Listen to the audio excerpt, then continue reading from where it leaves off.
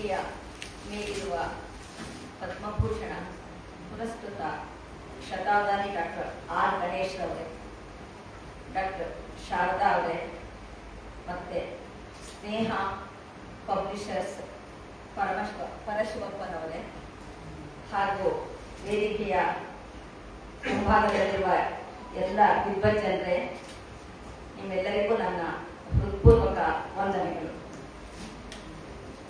ಮೊದಲಿಗೆ ನಾನು ಈ ಕಾರ್ಯಕ್ರಮದ ಬಗ್ಗೆನೇ ಒಂದೆರಡು ಮಾತಾಡಕ್ಕೆ ಇಷ್ಟಪಡ್ತೀನಿ, ಆಮೇಲೆ ಪುಸ್ತಕದ ಪರಿಚಯ. ಈ ಕಾರ್ಯಕ್ರಮದಲ್ಲಿ ಪುಸ್ತಕ ಬಿಡುಗಡೆ ಮಾಡಬೇಕು ಅಂತ ಡಾಕ್ಟರ್ ಶಾರದಾ ಅವ್ರು ಕರೆದಾಗ, ಮೊದಲನೇ ಡಾಕ್ಟರ್ ಶತಾವಧಾನಿಗಳು ಬಿಡುಗಡೆ ಮಾಡ್ತಾ ಇದ್ದಾರೆ, ನೀವು ಓದ್ಬೇಕು, ನೀವು ಪರಿಚಯ ಮಾಡ್ಕೊಡ್ಬೇಕು ಅಂತ ಹೇಳಿದಾಗ ತುಂಬಾ ಹೆದರಿಕೆ ಆಯ್ತು ನನಗೆ. ಯಾಕಂದ್ರೆ ಶತಾವಧಾನಿಯವರುಗಳ ಎದುರುಗಡೆ ಮಾತಾಡ ದಾಷ್ಟ್ಯ ನನಗಿಲ್ಲ. ಅವರೆದುರಿಗೆ ಏನು, ಅವರ ಸೆಕೆಂಡ್ ಲೈನು ಥರ್ಡ್ ಲೈನು ಎಲ್ಲ ಇದಾರಲ್ಲ, ಅವರೆದುರು ಮಾತಾಡ್ಲಿಕ್ಕೂ ಹೆದರಿಕೆ ಆಗುತ್ತೆ. ಮಾತಾಡ್ಲಿಕ್ಕೆ ನನಗೆ ಚೆನ್ನಾಗಿ ಬರುತ್ತೆ, ಯಾಕಂದ್ರೆ ಕೋರ್ಟ್ ಅಲ್ಲಿ ಮಾಡೋದೇ ಅದೇ ಉದ್ಯೋಗ. ಅಲ್ಲೇನ್ ಪರವಾಗಿಲ್ಲ, ಫೀಸ್ ಮುಂಚೆನೆ ಕೊಟ್ಬಿಟ್ಟಿರ್ತಾರೆ, ಆಮೇಲೆ ಒಂದ್ಸಲ ಹೇಗೆ ಮಾತಾಡೋದು. ಇಲ್ಲಿ ಈ ವಿದ್ವಜನರಿಗೆ ಮತ್ತೆ ಪದ್ಮಭೂಷಣ್ ಗ್ರಂಥಾಲಯದಲ್ಲಿ ಮಾತಾಡೋದು ಅಂತಂದ್ರೆ ಅದು ಅವ್ರು ಎಷ್ಟೇ ಟೈಮ್ ಕೊಟ್ಟಿರ್ಬೋದು, ಮಾತಾಡೋದಕ್ಕೆ ನಮಗ್ ಬಾಯಿ ಕೊಡ್ಬೇಕಲ್ಲ, ಅಲ್ಲಿಂದ ಮಾತು ಬರ್ಬೇಕಲ್ಲ, ಅದು ಪ್ರಾಬ್ಲಮ್. ಆದ್ರೂ ಆಮೇಲಿಂದ ಧೈರ್ಯ ಮಾಡ್ಕೊಂಡೆ. ಯಾಕಂದ್ರೆ ಈಗ ಡಾಕ್ಟರ್ ಶತಾವಧಾನಿಯವರಿಗೆ ಪದ್ಮಭೂಷಣ ಬಂದಿದೆ, ಮುಂದೆ ಇನ್ನು ಅದಕ್ಕಿಂತ ಹೆಚ್ಚಿನ ಪ್ರಶಸ್ತಿಗಳು ಬರ್ತಾ ಹೋಗುತ್ತೆ. ಆಗ ನನಗೆ ಅವ್ರ ಜೊತೆ ವೇದಿಕೆ ಹಂಚ್ಕೊಳ್ಳೋ ಸುಯೋಗ ಸಿಗುತ್ತೆ ಅನ್ನೋ ಯಾವ ಭರವಸೆ ಇಲ್ಲ, ಗ್ಯಾರಂಟಿ ಇಲ್ಲ. ಹಾಗಾಗಿ ಆಗ ನಾನು ಈ ಫೋಟೋ ತೋರಿಸ್ಕೊಂಡು ನಾನು ಇವ್ರ ಜೊತೆ ವೇದಿಕೆ ಹಂಚ್ಕೊಂಡೆ ಅಂತ ಬದುಕಿರೋವರೆಗೂ ಹೇಳ್ಕೊಂಡು ಹೋಗ್ತಾ ಇರ್ಬೋದು ಎಲ್ಲ ಜೊತೆ. ಹಾಗಾಗಿ ಅವಾಗಲೇ ಪರಶಿವಪ್ಪ ಅವ್ರ ಮಾತು ಹೇಳಿದ್ರು, ಅಂದ್ರೆ ನನಗೆ ಯೋಗ್ಯತೆ ಇದೆಯೋ ಇಲ್ವೋ, ಯೋಗ ಅಂತೂ ಸುಯೋಗ ಅಂತೂ ಬಂದಿದೆ ಅಂತ. ಹಾಗಾಗಿ ನನಗೂ ಅಪ್ಲೈ ಆಗುತ್ತೆ. ಹಾಗಾಗಿ ನನ್ನ ಅರ್ಹತೆ ಬಗ್ಗೆ ನಾನು ಬಹಳ ತಲೆ ಕೆಡಿಸ್ಕೊಳಕ್ ಹೋಗ್ಲಿಲ್ಲ. ಆಮೇಲೆ ಅನ್ಕೊಂಡೆ, ಎಷ್ಟೊಂದು ಜನ ವೇದಿಕೆ ಮೇಲಿರೋ ಪದ್ಮಭೂಷಣದಿಂದ ಹಿಡಿದು ಬೇಕಾದಷ್ಟು ಜನ ಹುಟ್ಟು ಬರಹಗಾರರಿದ್ದೀರಾ. ನಾನು ಹುಟ್ಟು ಬರಹಗಾರರು ಅಲ್ಲದಿದ್ರು ಹುಟ್ಟ ಅಭಿಮಾನಿ, ಮತ್ತೆ ಹುಟ್ಟು ಹೋರಾಟಗಾರ್ತಿ ಅಲ್ಲದೆ ಇದ್ರು ಅಭಿಮಾನಿ ಅಂತೂ ಹೌದು. ಹಾಗಾಗಿ ಹುಟ್ಟಾನೋ ಪರವಾಗಿಲ್ಲ, ನಾವು ಹುಟ್ಟಾಗಿದ್ದೀನಿ ಅಂತ ಅನ್ಕೊಂಡು ನಾನು ಧೈರ್ಯ ತಂದ್ಕೊಂಡು ಈ ಒಂದು ಅವಕಾಶನ ಉಪಯೋಗಿಸ್ಕೋಬೇಕು ಅಂತ ತೀರ್ಮಾನ ಮಾಡಿ ತಮ್ಮ ಮುಂದೆ ನಿಂತಿದ್ದೀನಿ. ಮತ್ತೆ ಇನ್ನೊಂದು ನನ್ಗೆ ಏನ್ ಅನ್ನಿಸ್ತು ಅಂದ್ರೆ, ನಾನು ನಿಂತಿರೋದು ಪುಸ್ತಕದ ಪರಿಚಯಕ್ಕಷ್ಟೇ ಹೊರತು ವಿಮರ್ಶೆಗಲ್ಲ.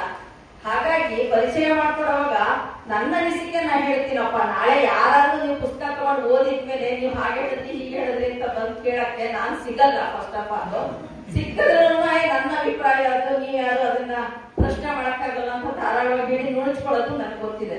ಹಾಗಾಗಿ ಆ ಎಲ್ಲಾ ಧೈರ್ಯ ಸೇರಿಸ್ಕೊಂಡು ಈಗ ನಮ್ಮ ಎದುರುಗಡೆ ಇಂಥ ಮಹನೀಯರು ಎಸ್ ಆರ್ ರಾಮಸ್ವಾಮಿಗಳಿದ್ದಾರೆ, ಮತ್ತೆ ಗಂಗಮ್ಮ ಕೇಶಮೂರ್ತಿ ಅವರಿದ್ದಾರೆ, ನಮ್ಮ ಇಂದುಮತಿ ರಾವ್ ಇದ್ದಾರೆ, ಇಷ್ಟೆಲ್ಲ ದೊಡ್ಡ ದೊಡ್ಡ ವ್ಯಕ್ತಿಗಳಿದ್ದಾರೆ. ಇನ್ನು ಆಗಲೇ ಗಣೇಶ್ ಅವರು ಹೇಳಿದ್ರು, ದತ್ತಾತ್ರೇಯ ಅವರು, ಶ್ರೀನಾಥ್ ಅವರು, ಎಲ್ಲಾರು.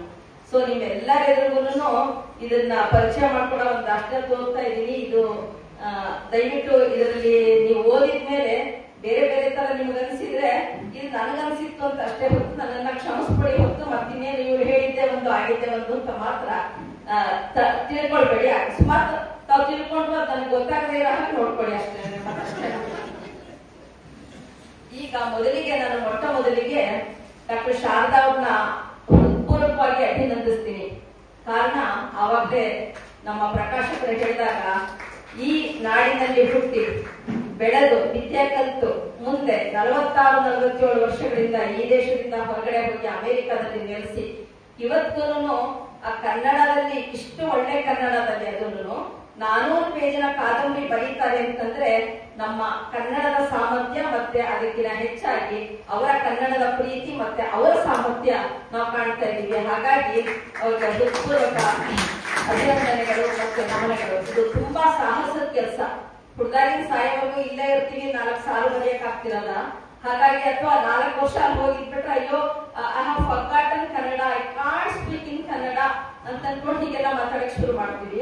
ಇವರು 45-46 ವರ್ಷಕ್ಕೂ ಇಂಥ ಕಾದಂಬರಿ ಹೊರತರ್ತಾರೆ ಅಂದ್ರೆ ನಿಜವಾಗ್ಲೂ ನಾವ್ ಎಷ್ಟು ಪುಣ್ಯವಂತರು, ನಮ್ಮ ಕನ್ನಡದ ಭಾಗ್ಯ, ಅದ್ರ ಬಗ್ಗೆ ನಾವು ಹೆಮ್ಮೆ ಪಡ್ಬೇಕು ಅಂತ ನನ್ಗನ್ಸುತ್ತೆ. ಇನ್ನು ಕಾದಂಬರಿಯ ಬಗ್ಗೆ ಶುರು ಮಾಡೋದಾದ್ರೆ, ಮೊದಲಿಗೆ ನಾನು ಈ ಕಾದಂಬರಿಯ ಒಂದು ಸಂಕ್ಷಿಪ್ತ ಅಂದ್ರೆ ಒಂದು ಮೇಲ್ಮೈ ಲಕ್ಷಣಗಳನ್ನ ಹೇಳ್ತೀನಿ, ಆಮೇಲೆ ಅದರದ್ದು ಡೀಟೇಲ್ಸ್ಗೆ ಹೋಗೋಣ.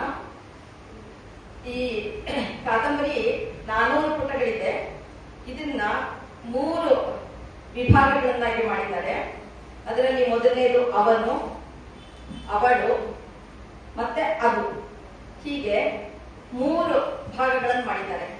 ಅದಕ್ಕೂ ಮುಂಚೆ ಈ ಪುಸ್ತಕದ ಹೆಸರು ನಿಗಳ. ನಿಗಳ ಅಂದ ತಕ್ಷಣ ನನಗೂ ಆ ಪದದ ಅರ್ಥ ಗೊತ್ತಿರ್ಲಿಲ್ಲ. ಏನು ನಿಗಳ ಅಂದ್ರೆ ನಾನು ಕೇಳಿರ್ಲಿಲ್ಲ ಅಂತ ನನಗೂ ಅನ್ನಿಸ್ತು. ಆಮೇಲೆ ಅವರನ್ನೇ ಕೇಳಿದೆ, ಅವ್ರು ಹೇಳಿದ್ರು ನಿಗಳ ಅಂದ್ರೆ ಸಂಕೋಲೆ ಅಂತ. ಆಮೇಲೆ ಆ ಪುಸ್ತಕ ಅದರ ಮೇಲೆ ನೋಡಿದಾಗ ಗೊತ್ತಾಯ್ತು. ಅಂದ್ರೆ ಕೆಲವೊಂದು ಸಂಕೋಲೆಗಳಿಂದ ಆ ಒಂದು ಸಾಲು ಬಹಳ ಚೆನ್ನಾಗಿ ಮುಖಪುಟದಲ್ಲಿ ಬರೆದಿದ್ದಾರೆ. ಅದೃಶ್ಯ ಸಂಕೋಲೆಗಳ ನಡುವೆ ಅಸ್ತಿತ್ವದ ಹುಡುಕಾಟ ಅಂತ. ಅಂದ್ರೆ ನಿಗಳ ಅಂದ್ರೆ ಸಂಕೋಲೆನ ಅರ್ಥ. ಆ ಪದನೇ ಬಹಳ ಚೆನ್ನಾಗಿದೆ. ಆ ಹೊಸ ಪದ, ಆ ಪದಕ್ಕೆ ಏನು ಒಂದು ಅರ್ಥ ಇದೆಯಲ್ಲ, ಆ ಅರ್ಥ ಪೂರ್ತಿ ನಾವು ಈ ಕಾದಂಬರಿನಲ್ಲಿ ನೋಡ್ತಾ ಹೋಗ್ತೀವಿ.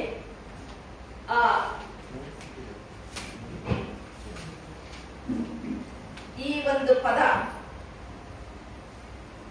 ಈ ಅದೃಶ್ಯ ಸಂಕೋಲೆಗಳ ಮಧ್ಯ ನಮ್ಮ ಅಸ್ತಿತ್ವದ ಹುಡುಕಾಟ ಹೇಗೆ ಮಾನವ ಜೀವನದಲ್ಲಿ ನಡೀತಾ ಹೋಗುತ್ತೆ, ಈ ಅದೃಶ್ಯ ಸಂಕೋಲೆ ಹೇಗೆ ಆಟ ಆಡಿಸುತ್ತೆ ಅನ್ನೋದೇ ಈ ಕಾದಂಬರಿಯ ಒಂದು ಮುಖ್ಯ ಸತ್ವ ಮತ್ತೆ ಮುಖ್ಯ ವಿಷಯ ಆಗಿದೆ.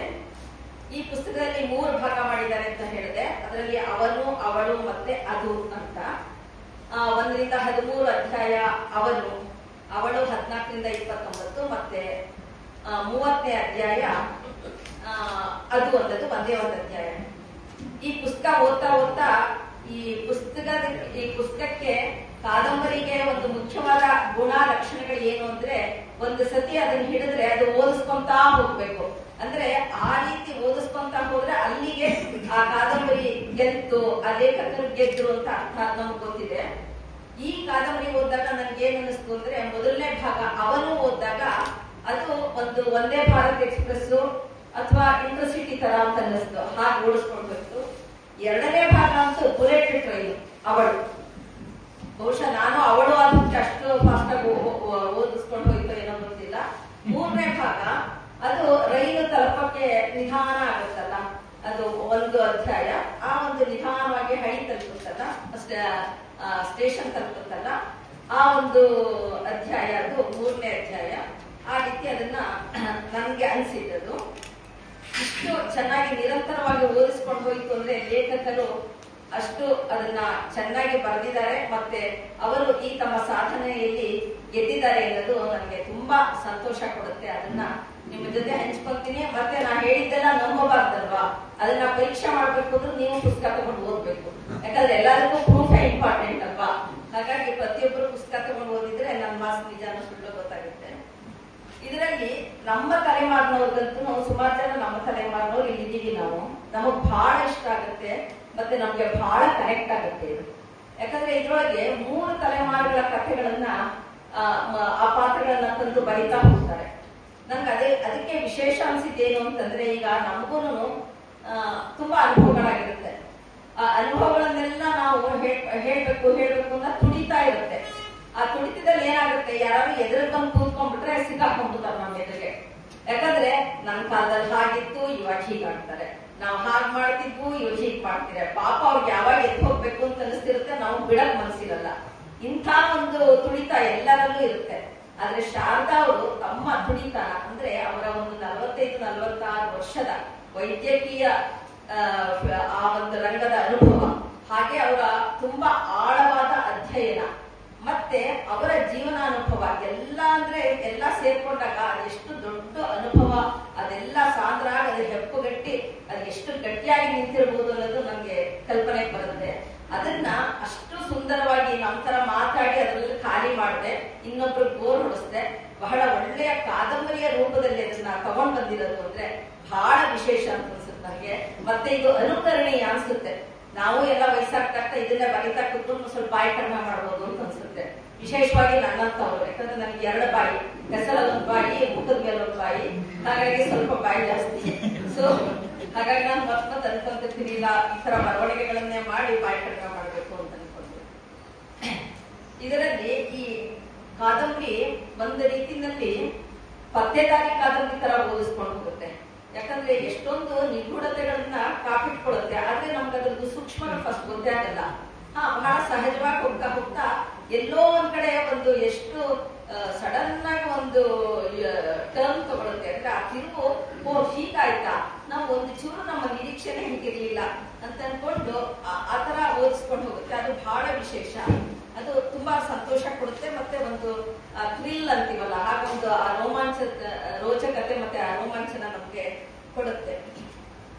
ಮತ್ತೆ ಈ ಒಂದು ಕಾದಂಬರಿಯಲ್ಲಿ ಅವರು ವೇದ, ಉಪನಿಷತ್ತು, ಭಗವದ್ಗೀತೆ, ಸಾಹಿತ್ಯ, ಮತ್ತೆ ಪಶ್ಚಿಮದ ಮನೋವಿಜ್ಞಾನ, ಸಾಹಿತ್ಯ, ಫಿಲಾಸಫಿ, ಸಿದ್ಧಾಂತ ಎಲ್ಲಾನು ಅವುಗಳ ಮಧ್ಯೆ ಇರೋ ಸಮಾನತೆ, ಭಿನ್ನತೆ ಇದನ್ನೆಲ್ಲ ಧಾರಾಳವಾಗಿ ಪುಟಗಟ್ಟಲೆ ಚರ್ಚೆ ಮಾಡಿದ್ದಾರೆ. ಆದ್ರೆ ಎಲ್ಲೂ ಏಕಕಾಲತೆ ಅಂತ ಅನ್ಸಲ್ಲ, ಅಥವಾ ಏನಪ್ಪ ಈ ವೆಸ್ಟರ್ನ್ ಫಿಲಾಸಫಿ ಅಥವಾ ಈ ಒಂದು ಸೈಕಾಲಜಿ ಇದೆಲ್ಲ ಏನು ಕಬ್ಬಣದ ಕಟ್ಟೆ ನಮ್ಗೆ ಅರ್ಥ ಆಗಲ್ಲಪ್ಪ ಅನ್ನೋ ತರ ಇರಲ್ಲ. ಅದನ್ನ ಸರಳವಾಗಿ ಬರ್ಕೊಂಡು ಹೋಗಿದ್ದಾರೆ. ಅಂದ್ರೆ ವಿಶೇಷವಾಗಿ ಈ ಒಂದು ವಿಜ್ಞಾನ ಮತ್ತೆ ಈ ಎಲ್ಲ ಪಾಶ್ಚಾತ್ಯ ಲೇಖಕರು, ಮನೋವಿಜ್ಞಾನಿಗಳು, ವಿಜ್ಞಾನಿಗಳ ಪರಿಚಯ ಎಲ್ಲ ಸ್ವಲ್ಪ ಮಟ್ಟಿಗೆ ತಿದ್ಬಿಟ್ಟು ಅಂತೂ ಬಹಳ ಖುಷಿ ಕೊಡುತ್ತೆ. ನಮ್ಗೆ ಬಹಳ ಮಾಹಿತಿಗಳು ಸಿಗುತ್ತೆ. ಮತ್ತೆ ಎಷ್ಟೋ ತತ್ವಗಳು, ಸಿದ್ಧಾಂತಗಳು ನಮ್ಗೆ ಮೇಲೆ ಅದನ್ನ ಪುಸ್ತಕದಲ್ಲಿ ಓದಿದಾಗ ಹಾಗೆ ಅರ್ಥ ಆಗಿರಲ್ಲ. ಈ ಕಾದಂಬರಿನಲ್ಲಿ ಅದನ್ನ ಎಳೆಯಾಗಿ ಬಿಡಿಸ್ತಾ ಹೋದಾಗ ನಮ್ಮ ತಲೆಗೆ ಇನ್ನೂ ಚೆನ್ನಾಗಿ ಕುತ್ಕೊಳ್ಳುತ್ತೆ, ಇನ್ನೂ ಖುಷಿ ಕೊಡುತ್ತೆ. ಮತ್ತೆ ಈ ಒಂದು ಕಾದಂಬರಿಯ ಈ ತಂತ್ರಗಾರಿಕೆ ಇದೆಯಲ್ಲ, ಅದು ನನಗೆ ಬಹಳ ಇಷ್ಟ ಆಯ್ತು. ಯಾಕಂದ್ರೆ ಇದ್ರೊಳಗೆ ಎಲ್ಲ ಫಿಲಾಸಫಿ, ಲಿಟರೇಚರು, ಸೈಕಾಲಜಿ ಎಲ್ಲವೂ ತುಂಬಿದ್ದಾರೆ. ಯಾಕಂದ್ರೆ ಅಷ್ಟೊಂದು ಆಳವಾದ ಅಧ್ಯಯನ ಆಗಿದೆಯಲ್ಲ, ಅಷ್ಟೊಂದು ಅದು ತಲೆ ಒಳಗಡೆ ಒತ್ತರಿಸಿ ಬರ್ತಾ ಇರುತ್ತೆ. ಬರೀತಾ ಹೋದ್ರೆ ಅವ್ರು ಅನ್ಕೊಂಡಿರ್ತಾರೋ ಅನ್ಕೊಂಡಿರಲ್ವೋ ಆ ಹೊತ್ತಿಗೆ ಅದು ಬರ್ತಾ ಹೋಗುತ್ತೆ. ಆ ರೀತಿ ಅವ್ರ ಅಧ್ಯಯನ ಆಗುತ್ತೆ. ಆದ್ರೆ ಆ ರೀತಿ ಅದನ್ನೆಲ್ಲ ಬರ್ದಾಗ್ಲೂ ಎಷ್ಟು ಒಳ್ಳೆ ತಂತ್ರಗಾರಿಕೆ ಉಪಯೋಗಿಸ್ತಾರೆ ಅಂದ್ರೆ ಅದು ಅಮೆರಿಕಾದಲ್ಲಿದ್ದ ಅವರ ಅನುಭವ. ಮತ್ತೆ ಹತ್ತಿರದಿಂದ ಎಲ್ಲ ಅಮೆರಿಕಾದಲ್ಲಿ 50 ವರ್ಷ ಇದ್ದವ್ರಿಗೂ ಎಷ್ಟು ಮಟ್ಟಕ್ಕೆ ಅನುಭವ ತಗೋಬಹುದು ಬಿಡ್ಬೋದು, ಅದು ಅವ್ರವ್ರಿಗೆ ಬಿಟ್ಟಿತ್ತು. ಆದ್ರೆ ಶಾರದಾ ಅವರು ಬಹಳ ಒಳ್ಳೆ ಅನುಭವ ತಗೊಂಡು ಪ್ರತಿಯೊಂದು ಎಲ್ಲ ವಿಷಯಗಳನ್ನ ಹತ್ತಿರದಿಂದ ಗಮನಿಸಿ ಇರೋದಿಕ್ಕೆ ಅವ್ರು ಏನ್ ಮಾಡ್ತಾರೆ ಅಂತಂದ್ರೆ, ಅಲ್ಲಿಯ ಶಿಕ್ಷಣ ಪದ್ಧತಿಯಲ್ಲಿ ಈಗ ಫಸ್ಟ್ ನಾವು ಇಂಜಿನಿಯರಿಂಗ್ ಓದ್ಬೇಕು ಅನ್ಸುತ್ತೆ, ಇಂಜಿನಿಯರಿಂಗ್ ಓದ್ತೀವಿ. ಅದಾದ್ಮೇಲೆ ನಾವು ಬೇಡಪ್ಪ ಮೆಡಿಕಲ್ ಹೋಗೋಣ ಅನ್ಸುತ್ತೆ. ಅದಕ್ಕೆಲ್ಲ ಅವಕಾಶ ಇದೆ. ನಮ್ಮ ದೇಶದಲ್ಲಿ ಅದಕ್ಕೆ ಅವಕಾಶ ಇಲ್ಲ, ಆ ದೇಶದಲ್ಲಿ ಅವಕಾಶ ಇದೆ. ಹಾಗಾಗಿ ಈ ಫಿಲಾಸಫಿ, ಲಿಟರೇಚರು, ಸೈಕಾಲಜಿ ಎಲ್ಲಾನು ಮುಂದಿಡ್ಬೇಕಲ್ಲ. ಅದಕ್ಕೇನ್ ಮಾಡಿದ್ದಾರೆ, ಒಂದು ಯುವ ಪಾತ್ರ ಅರುಣ ಅಂತ ಹೇಳಿ ಅವನಿಗೆ ಮೊದಲು ಈ ರೀತಿ ಫಿಲಾಸಫಿ, ಸೈಕಾಲಜಿ, ಲಿಟರೇಚರು ಈ ಒಂದು ಕೋರ್ಸ್ ಸೇರಿಸ್ಬಿಡ್ತಾರೆ. ಆವಾಗ ಅವನ ಫ್ರೆಂಡ್ ಜಾರ್ಜ್ ಅಂತ ಹೇಳಿ ಅವನ ಜೊತೆ ಇದನ್ನೆಲ್ಲ ಮನೆಯವ್ರ ಜೊತೆ, ಅಂದ್ರೆ ಈ ಅರುಣನ ತಾಯಿ ತಂದೆ ಇವ್ರಗಳ ಜೊತೆ ಮನೆಯಲ್ಲಿ ಚರ್ಚೆ ಮಾಡೋ ರೀತಿ ತಗೊಂಡ್ಬರ್ತಾರೆ. ಚರ್ಚೆ ಮಾಡೋದು ಮತ್ತೆ ಅದ್ರ ಬಗ್ಗೆ ಸಂಭಾಷಣೆಗಳು ನಡೆಸೋದು ಇದೆಲ್ಲ ತಗೊಂಡ್ಬಂದಾಗ ಅದ್ರಲ್ಲೆಲ್ಲಾನು ಕವರ್ ಮಾಡ್ಬಿಡ್ತಾರೆ. ಅಂದ್ರೆ ಅವ್ನಿಗೆ ಆ ಒಂದು ಸಬ್ಜೆಕ್ಟ್ ಗಳು ಕೊಡಿಸಿ ಕಾಲೇಜಲ್ಲಿ ಇನ್ನು ಒಳ್ಳೆ ತಂತ್ರಗಾರಿಕೆ ಅಂತ ಅನಿಸ್ತು ನನಗೆ. ಮತ್ತೆ ಅದು ಒಂದೇ ತರ ಏಕತಾನತೆ ಮಾಡಿದೆ, ನಾ ಆವಾಗಲೇ ಹೇಳಿದ ಹಾಗೆ. ಮಧ್ಯ ಅದನ್ನ ಸ್ವಲ್ಪ ಡೈವರ್ಷನ್ ಕೊಟ್ಟು ನಮ್ಮ ಮನಸ್ಸಿಗೂ ಒಂದು ರೀತಿ ಫುಲ್ ಸ್ಟಾಪ್ ಕೊಟ್ಟು ಹೌದಲ್ಲ ಅಂತ ಇನ್ನೊಂಚೂರು ಯೋಚನೆ ಮಾಡೋ ಹಾಗೆ ಮಾಡಿ ಅದನ್ನ ಯಾವುದೇ ಒಂದು ರೀತಿ ಬೋರ್ ಹೊಡಿಸದೆ ಹಾಕಿ ತಗೊಂಡು ಹೋಗಿದ್ದಾರೆ. ಅದು ಆ ಒಂದು ಉತ್ತಮವಾದ ತಂತ್ರಗಾರಿಕೆ. ಅದು ನನಗೆ ಬಹಳ ಬಹಳ ಮೆಚ್ಚುಗೆ ಆಯ್ತು. ಅದು ನಿಮಗೂ ಎಲ್ಲ ಮೆಚ್ಚುಗೆ ಆಗುತ್ತೆ ಅಂತ ನನಗನ್ಸುತ್ತೆ. ಇನ್ನು ಇವರು ಎಲ್ಲ ಒಂದು ಆಗ್ಲೇ ಹೇಳಿದಾಗ ಆ ಫಿಲಾಸಫಿ ಇರ್ಬೋದು, ಸೈಕಾಲಜಿ ಇರ್ಬೋದು, ಸಾಹಿತ್ಯ ಇರ್ಬೋದು, ಇದರದೆಲ್ಲ ಚರ್ಚೆಗಳು ಮತ್ತೆ ಆ ಮೌಲ್ಯದ ಬಗ್ಗೆ, ಧರ್ಮದ ಬಗ್ಗೆ, ತತ್ವಗಳ ಬಗ್ಗೆ ಚರ್ಚೆಗಳನ್ನೆಲ್ಲ ಓದ್ತಾ ಹೋದಾಗ ಡಾಕ್ಟರ್ SL ಭೈರಪ್ಪನವರ ವಂಶವೃಕ್ಷ ಮತ್ತೆ ದೂರ ಸರಿದರು ಇನ್ನೂ ಈ ರೀತಿ ಕಾದಂಬರಿಗಳು ನಮ್ಗೆ ಕಣ್ಣು ಮುಂದೆ ಬರ್ತಾ ಹೋಗುತ್ತೆ. ಅಂದ್ರೆ ಅದ್ರೊಳಗೂ ನಾವು ನೋಡ್ತೀವಲ್ಲ ಎಷ್ಟೊಂದು ತಾತ್ವಿಕ ವಿಚಾರಗಳು, ದ್ವಂದ್ವಗಳು, ಜಿಜ್ಞಾಸೆ ಇವೆಲ್ಲ ಬರುತ್ತೆ. ಅದರದ್ದೆಲ್ಲ ಒಂದು ಡಿಸ್ಕಷನ್ ನಡೀತಾ ಹೋಗ್ತಿರುತ್ತಲ್ಲ. ಹಾಗೆ ಅದು ತುಂಬಾ ಚೆನ್ನಾಗಿ ಅದನ್ನ ಅದೇ ರೀತಿ ಅವರ ಒಂದು ಕಾದಂಬರಿಗಳನ್ನ ಜ್ಞಾಪಕ ಬರುತ್ತೆ, ಮನಸ್ಸಿಗೆ ಮುಟ್ಟುತ್ತೆ. ಮತ್ತೆ ಇನ್ನು ಇದ್ರಲ್ಲಿ ಮುಖ್ಯವಾಗಿ ಅಂತಂದ್ರೆ ಶಾರದಾ ಅವರು ಸಣ್ಣ ವಯಸ್ಸಿಂದ ಇಲ್ಲಿ ಇದ್ದು ಇಲ್ಲಿಯ ಜೀವನ ಪದ್ಧತಿ, ಜೀವನ ಶೈಲಿ ಇದನ್ನೆಲ್ಲ ನೋಡಿರೋದಕ್ಕೆ ಮತ್ತೆ ಅನುಭವಿಸಿರೋದಕ್ಕೆ, ಮತ್ತೆ ಆಮೇಲೆ ಅಮೆರಿಕಾದಲ್ಲೂ ಅಷ್ಟೆಲ್ಲ ವರ್ಷ ಕಳೆದಕ್ಕೆ ಇವರಿಗೆ ಎರಡೂ ಒಂದು ಪದ್ಧತಿಗಳು ಚೆನ್ನಾಗಿ ಅರದು ಕುಡಿದಿದ್ದಾರೆ. ಹಾಗಾಗಿ ಎಷ್ಟೊಂದು ಜನ ಅದರಲ್ಲಿ ಆಂಗ್ಲ ಸಾಹಿತಿಗಳು, ಫಿಲಾಸಫರ್ಸು, ಮತ್ತೆ ವಿಜ್ಞಾನಿಗಳು, ಮನೋವಿಜ್ಞಾನಿಗಳು, ಮತ್ತೆ ನಮ್ಮ ದೇಶದ ಹೇಳಿದ್ನಲ್ಲಾಗ್ಲೇ ಹಾಗೆ ಎಲ್ಲ ಒಂದು ಆರ್ಷ ಗ್ರಂಥಗಳು ಎಲ್ಲರ ಬಗ್ಗೆನೂ ಕಂಪೇರ್ ಮಾಡ್ತಾರಲ್ಲ, ಅದು ಬಹಳ ಬಹಳ ಚೆನ್ನಾಗಿದೆ. ಅಂದ್ರೆ ಅದು ಅವರ ಅಧ್ಯಯನದ ಆಳ ತೋರಿಸುತ್ತೆ, ಮತ್ತೆ ಅದು ತುಂಬಾ ಖುಷಿ ಕೊಡುತ್ತೆ. ಹೆಚ್ಚು ನಮಗೆ ಮಾಹಿತಿ ಬೇಕಾದವ್ರಿಗೆ ಕೆಲವರು ಅನ್ನಿಸ್ತಿರುತ್ತೆ ಅಮೆರಿಕಾದಲ್ಲಿ ಹಾಗಿರ್ಬೋದು, ಹೀಗಿರ್ಬೋದು, ಹೀಗೇಗೋ ಇರ್ಬೋದು ಅಂತ ಏನೇನೋ ನಮ್ಮ ಕಲ್ಪನೆಗಳಿರುತ್ತಲ್ಲ. ಸ್ವಲ್ಪ ಅಥವಾ ನಾವು ಹೋಗಿದ್ರು ಅಲ್ಪ ಸ್ವಲ್ಪ ಮೇಲ್ನೋಟಕ್ಕೆ ನೋಡಿರ್ತೀವಿ ಹೊರತು ಅದ್ರ ಆಳವಾಗಿ ನಾವು ಹಿಡಿದಿರಲ್ಲ. ಅದೆಲ್ಲಾನು ಈಗ ಇವರ ಕಾದಂಬರಿನಲ್ಲಿ ನಮ್ಗೆ ಸಂಪೂರ್ಣವಾಗಿ ಅಲ್ಲಿ ಅಮೆರಿಕದ ಚಿತ್ರಣ ಸಿಗುತ್ತೆ. ಅಲ್ಲಿ ಹೇಗೆ ನಡೀತಾ ಇದೆ, ಯಾವ ರೀತಿ ಅಲ್ಲಿ ಜೀವನ ಶೈಲಿ ಇದೆ, ಅವ್ರ ಪದ್ಧತಿ ಹೇಗಿದೆ, ಇದೆಲ್ಲಾನು ನಮ್ಗೆ ಸಂಪೂರ್ಣವಾಗಿ ಕಟ್ಕೊಡ್ತಾರೆ. ಅದು ನಮ್ಗೆ ಬಹಳ ಇಷ್ಟ ಆಗುತ್ತೆ. ಇನ್ನು ಕಾದಂಬರಿಯ ಹೆಚ್ಚಿನ ವಿವರಣೆಗೆ ಹೋದ್ರೆ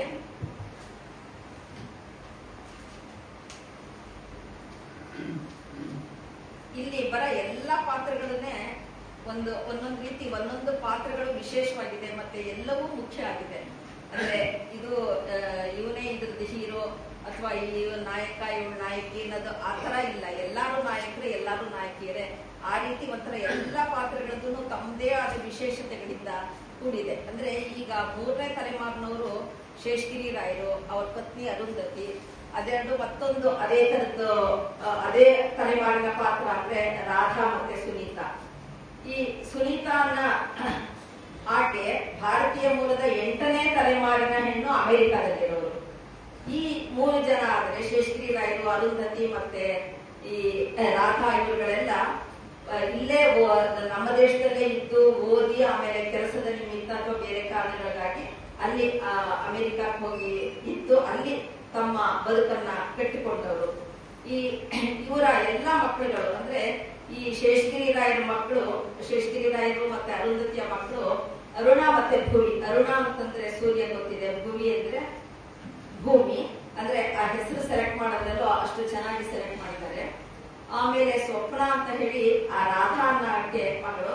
ಆ ರಾಧಾ ಅನ್ನೋರು ಸಿಂಗಲ್ ಪೇರೆಂಟ್ ಆಗಿ ಆ ಸ್ವಪ್ನ ಮಗಳನ್ನ ಬೆಳೆಸ್ತಾರೆ. ಹಾಗಾಗಿ ಅವಳು ಅವರ ಸ್ವಪ್ನ ಅಂದ್ರೆ ಅವರ ಕನಸಿನ ಕೂಸು ಆಗಿರುತ್ತೆ ಇದು. ಈ ಎಲ್ಲಾ ಮಕ್ಕಳುಗಳನ್ನ ಈ ಭಾರತೀಯ ಈ ಮನೆತನದ ಸಂಸ್ಕಾರ ಮತ್ತೆ ಹೊರಗಡೆ ಅಲ್ಲಿನ ಶಿಕ್ಷಣ, ಅಲ್ಲಿನ ವಾತಾವರಣ, ಇದ್ರ ಮಧ್ಯ ಬಹಳ ಶಿಸ್ತು ಮತ್ತೆ ನಿಯಮ ಇದೆಲ್ಲದ್ರಿಂದನೂ ಸಂಸ್ಕಾರ, ಶಿಸ್ತು, ನಿಮ್ಮ ಮೂರನ್ನು ಸೇರಿಸಿ ಬೆಳೆಸಿರೋದಕ್ಕೆ ಬಹಳ ಚೆನ್ನಾಗಿ ಬೆಳೀತಿರ್ತಾರೆ.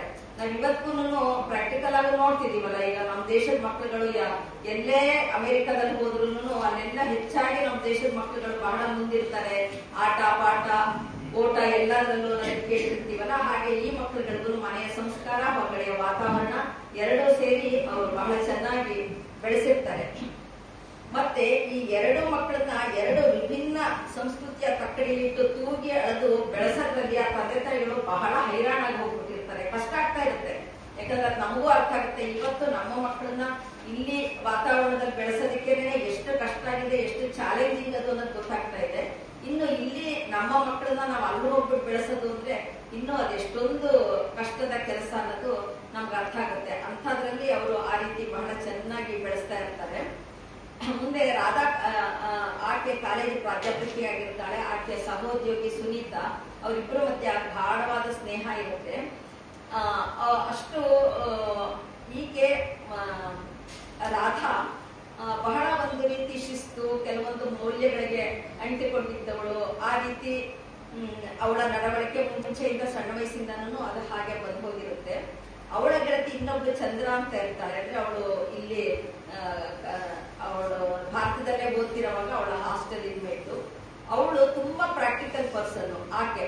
ಸೊ ಹಾಗಾಗಿ ಅವರಿಬ್ಬರ ತತ್ವ, ಸಿದ್ಧಾಂತ, ಮೌಲ್ಯಗಳು ಎಲ್ಲ ಬೇರೆ ಬೇರೆ ಆಗಿದ್ರು ಒಂದು ರೀತಿಯಲ್ಲಿ ಹೊಂದ್ಕೊಂಡಿಬ್ರು ನಡ್ಕೊಂಡು ಹೋಗ್ತಾರೆ. ಅಂದ್ರೆ ಅದರಲ್ಲಿ ಅವರಿಬ್ಬರಿಗೂ ತದ್ವಿರುದ್ಧ ಎಲ್ಲ ಒಂದು ಇದ್ರು ವಿಚಾರಗಳು, ಆದ್ರೂ ಅಲ್ಲಿ ಒಂದು ಸ್ನೇಹ ಹೇಗಿರುತ್ತೆ, ಒಂದು ಬಹಳ ಗಾಢವಾದ ಸ್ನೇಹನೇ ಹೇಗೆ ಸಾಧ್ಯ ಅಲ್ಲೂ ಅನ್ನೋದನ್ನ ಅದು ತುಂಬಾ ಕಷ್ಟ ಅನ್ಸುತ್ತೆ ಕೆಲಸತಿ ನೋಡಿದ್ರೆ. ಯಾಕಂದ್ರೆ ಒಂದು ಸಣ್ಣ ವಿಷಯಕ್ಕೆ ನಮ್ಗೆ ಏನಾದ್ರೂ ನಮ್ಗೆ ಡಿಫ್ರೆನ್ಸ್ ಇದೆ ಅಂದ್ರೆ ಅಷ್ಟೇ ಸಾಕಪ್ಪ, ಬಿಡು, ದೂರದಿಂದಾನೇ ನಮಸ್ಕಾರ ಹೇಳ್ಬಿಡೋಣ ಅಂತ ಅನಿಸ್ತಿರುತ್ತೆ. ಆದ್ರೆ ಅಷ್ಟೆಲ್ಲ ಡಿಫರೆನ್ಸ್ ಇದ್ದಾಗ್ಲೂ ಅಕ್ಕಪಕ್ಕ ಒಂದೇ ರೂಮ್ ಕೂತ್ಕೊಂಡು ಮಾತಾಡೋದು, ಜೊತೆಲಿರೋದು ಅಂದ್ರೆ ಎಷ್ಟು ಕಷ್ಟ ಅಂದ್ರೆ ಅದನ್ನ ಮಾಡಿದ್ದಾರೆ ಅಂತ ಹೇಗಿದ್ರು ಅನ್ನೋದನ್ನ ತೋರಿಸ್ತಾರೆ. ಇಷ್ಟೆಲ್ಲ ಈ ಮಕ್ಕಳುಗಳು ಇವರು ಎಲ್ಲ ಇಷ್ಟು ಚೆನ್ನಾಗಿ ಬೆಳೆಸ್ತಾರೆ ತಂದೆ ತಾಯಿಗಳು. ಆಗ್ಲೇ ನಾ ಹೇಳಿದಾಗೆ ಅಲ್ಲಿಯ ಶಿಕ್ಷಣ, ಇಲ್ಲಿಯ ಸಂಸ್ಕಾರ ಎಲ್ಲ ಕೊಟ್ಟು ಇಷ್ಟೆಲ್ಲ ಮಾಡಿ ಈ ಗ್ಲೋಬಲ್ ವಿಲೇಜ್ ಅಲ್ಲಿ ಅಂದ್ರೆ ಈ ವಿಶ್ವ ಗ್ರಾಮದಲ್ಲಿ ಈ ಮಕ್ಕಳುಗಳು ಇನ್ನೂ ತುಂಬಾ ಚೆನ್ನಾಗಾಗ್ಬೇಕು, ನಮ್ಮ ಮಕ್ಕಳು ನಮ್ಗಿನ ಎತ್ತರ ಬೆಳಿಬೇಕು ಅನ್ನೋದು ಆಸೆ ಇರುತ್ತಲ್ಲ, ಹಾಗೆ ಅವ್ರು ಬೆಳೆಸಕ್ ಹೊರಟಾಗ ಏನೇನಾಯ್ತು, ಈ ಆಧುನಿಕ ಕಾಲದ ಈಗಿನ ಆಧುನಿಕತೆ ಮತ್ತೆ ಈ ವಿಜ್ಞಾನ, ಸತ್ಯ, ಇದನ್ನೆಲ್ಲಾನು ಎರಡೂ ಕಡೆ ನಾವು ಎರಡೂ ತರ ಸಂಸ್ಕಾರ ಸಂಸ್ಕೃತಿ ಕೊಟ್ಟು ಬೆಳೆಸಿದಾಗ ಈ ಮಕ್ಕಳು ನಿಜಕ್ಕೂ ಎಷ್ಟೆತ್ರ ಬೆಳೆದ್ರ, ಅವ್ರದ್ದು ಮುಂದಿನ ಬದುಕು ಹೇಗೆ ರೂಪಿಸ್ಕೊಂಡ್ರು, ಹೇಗೆ ಇದೆಲ್ಲ ಆಯ್ತು ಅನ್ನೋದು ಅದು $1 million ಕ್ವಶನ್. ಅದೆಲ್ಲ ನೀವು ಪುಸ್ತಕ ತಗೊಂಡು ಓದಿದಾಗ್ಲೇನೆ ಅದು ಗೊತ್ತಾಗುತ್ತೆ. ಅದು ಬಹಳ ಒಂದು ಇಂಟ್ರೆಸ್ಟಿಂಗು ಇದೆ. ಯಾಕಂದ್ರೆ ಇಷ್ಟೆಲ್ಲ ಮಾಡಿದ್ವಲ್ಲ, ಎಲ್ಲ ಆಗ್ಲಿದ್ಯಪ್ಪ, ಪರ್ಫೆಕ್ಟ್ ಆಗಿ ಬೆಳೆಸ್ತಾ ಇದ್ವಿ ನಮ್ಮ ಮಕ್ಕಳನ್ನ ಅಂತ ಅನ್ಕೊಂತೀವಿ. ಆದ್ರೆ ಅಲ್ಲೆಲ್ಲೋ ಒಂದು ಶಾರದಾ ಅವರು ಎಲ್ಲೂ ವಿಧಿ ಅಥವಾ ಹಣೆ ಬರ ಅದು ಯಾವ ಪದನೂ ಉಪಯೋಗಿಸಿಲ್ಲ. ಅಲ್ಲಿ ಮುಖ್ಯವಾಗಿ ಬರೋದೇನು ಅಂತಂದ್ರೆ, ನಮಗೆ ಗೊತ್ತಿಲ್ಲದ ಹಾಗೇನೆ ನಮ್ಮೊಳಗೆ ಒಂದು ಮೌಲ್ಯ, ಒಂದು ಆದರ್ಶ, ಒಂದು ತತ್ವ, ಇವೆಲ್ಲ ಒಂದು ಸಿದ್ಧಾಂತ ನಮ್ಮ ಮನೆಯೊಳಗಿಂದ ಬಂದಿರೋದ್ರ ಅಷ್ಟು ಮಟ್ಟಿಗೆ ಒಂದು ಇನ್ಫ್ಲೂಯೆನ್ಸ್ ಇರುತ್ತೆ, ಹೌದು. ಆದ್ರೆ ಅದನ್ನ ನಾವೇ ನಮ್ಮಲ್ಲಿ ಬೆಳೆಸ್ಕೊಂತ ಹೋಗ್ತೀವಿ. ಅದನ್ನೇನೆ ಅವ್ರು ಹೇಳೋದು ನಿಗಳ, ಅಂದ್ರೆ ಆ ಸಂಕೋಲೆ ಒಳಗೆ ನಾವು ಸಿಕ್ಕಾಕೊಂಡ್ಬಿಡ್ತೀವಿ. ಕಡೆಗೆ ಹೊರಗಡೆಯಿಂದ ನಮ್ಗೆ ಯಾವುದೇ ಪ್ರೆಷರ್ದಿಂದ ಇರ್ಬೋದು, ನಾವ್ ಹೀಗೆ ಮಾಡ್ಬೇಕು, ನೀ ಹೀಗೆ ಯಾಕೆ ಮಾಡಿದೆ ಅಂತ ಯಾರು ನಮ್ಮನ್ನು ಕೇಳದೆ ಇರ್ಬೋದು. ಆದ್ರೂನು ಆ ಸಂಕೋಲೆಯಿಂದ ನಮ್ಗೆ ಬಿಡಿಸ್ಕೊಳ್ಳೋದು ಎಷ್ಟು ಕಷ್ಟ ಆಗುತ್ತೆ. ಆ ಸಂಕೋಲೆ ನಮ್ಮ ಬಾಳಿನಲ್ಲಿ ಯಾವ ರೀತಿ ಆಟ ಆಡ್ಬಿಡುತ್ತೆ ಅನ್ನೋದನ್ನ ಈ ಹೊರಗಡೆಯ ಸಮಾಜ, ವಿಜ್ಞಾನ ಇವೆಲ್ಲ ಅದನ್ನ ನಮ್ಗೆ ಹೇಗ್ ಮಾಡ್ತಾ ಇದೆ ಅನ್ನೋದನ್ನ ಬರೀತಾರೆ ಹೊರತು ಅಲ್ಲೆಲ್ಲೂ ವಿಧಿ, ಹಣೆ ಬರ, ದೇವರು ಅನ್ನೋದು ಎಲ್ಲೂ ತಗೊಂಡ್ ಬರಲ್ಲ. ಅದು ಬಹಳ ವಿಶೇಷ, ಅಂದ್ರೆ ಅದು ಬಹಳ ವಿಶೇಷ ಆಗಿದೆ. ಮತ್ತೆ ಅದರಲ್ಲಿ ಕೆಲವೊಂದು 2 ಪಾತ್ರಗಳು ಬರುತ್ತೆ. ಅಂದ್ರೆ ಈಗಿನ ತಲೆಮಾರಿನ ಪಾತ್ರಗಳಾಗ್ಲೇ ಹೇಳಿದಾಗೆ ನಾನು ಅರುಣ ಮತ್ತೆ ಜಾರ್ಜ್ ಮತ್ತೆ ಭುವಿ, ಸ್ವಪ್ನ ಇವ್ರುಗಳನ್ನು ಮುಂದೆ ಅರುಣನ್ನ ಮೊದಲು ಫಿಲಾಸಫಿ ಓದಿಸಿದ್ರು, ಆಮೇಲೆ ಅವನಿಗೆ ಮೆಡಿಕಲ್ ಹಾಕ್ತಾರೆ. ಯಾಕಂದ್ರೆ ಡಾಕ್ಟರ್ ಶಾರದಾ ಅವ್ರಿಗೆ ಮೆಡಿಕಲ್ ವಿಚಾರಗಳು ಅಲ್ಲಿ ತರಬೇಕಾಗಿರುತ್ತೆ, ಆ ಕಾದಂಬರಿಗೆ ಅವೆಲ್ಲ ಬೇಕಾಗಿರೋ ವಸ್ತು ಆಗಿರುತ್ತೆ.